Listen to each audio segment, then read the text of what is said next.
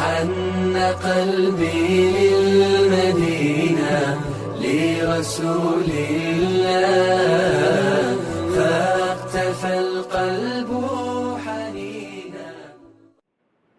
Xayrli oqshom. Mening ismim Lloyd Wesley. Men Tanzaniyalikman.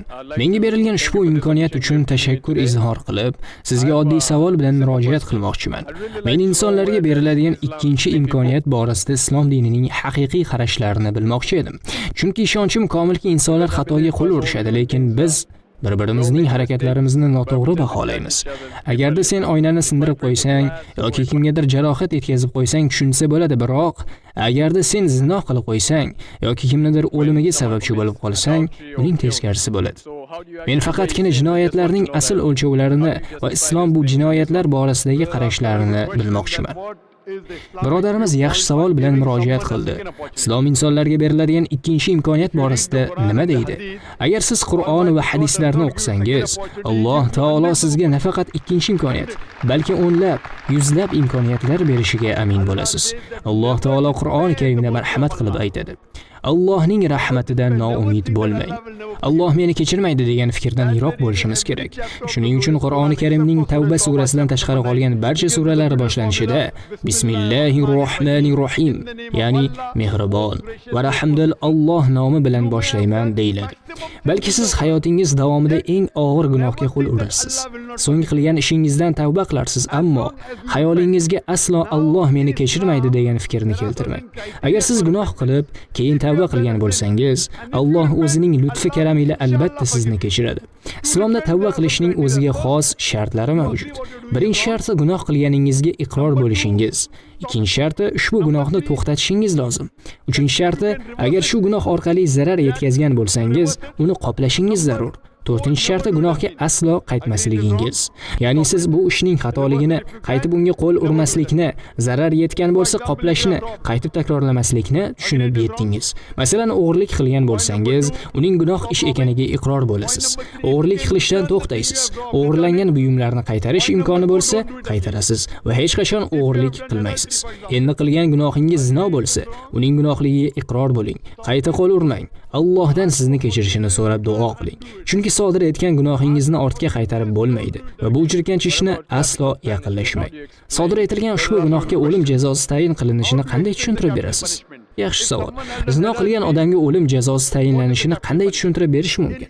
Aslida islom dinida zino qilgan insonni o'limga hukm qilishning asosiy shartlaridan biri bu 4 ta guvohni keltirishdir. Agarda 4 ta guvoh o'sha insonning zino qilganini ko'rib tasdiqlasa, zinokorga o'lim jazosi tayin qilinadi. Sizga aytsam, payg'ambarimiz sollallohu alayhi va sallamning butun hayotlari davomida faqatgina qo'l bilan sanarli insonlargina ushbu jazoga mahkum etilgandir.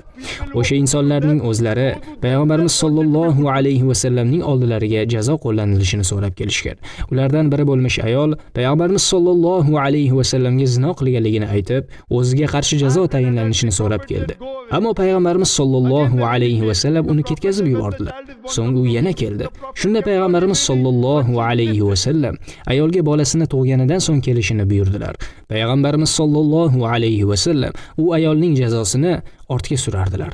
Ammo u jazo qo'llanilishini qat'iyan talab qila boshladi. Shundan keyingina payg'ambarimiz sollallohu alayhi va sallam jazoning qo'llanilishiga izn berdilar. Ayol o'lganidan so'ng musulmonlardan biri uning sha'niga la'nat aytdi.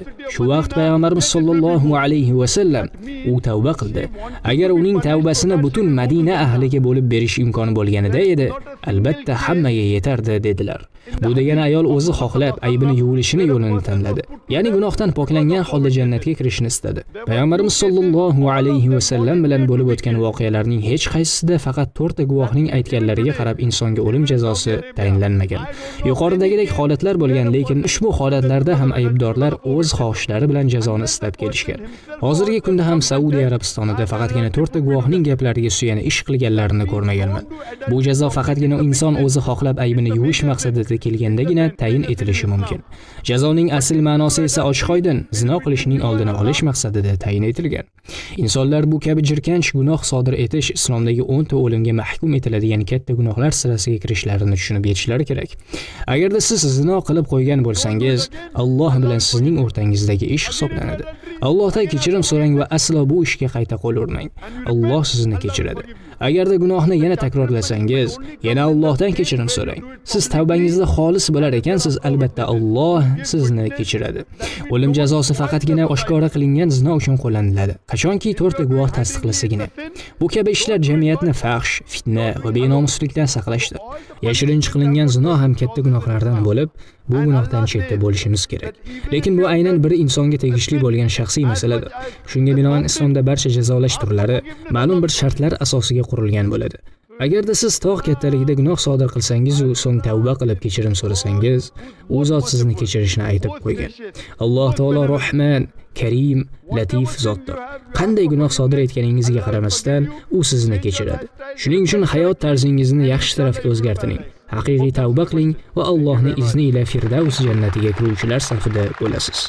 Katta rahmat.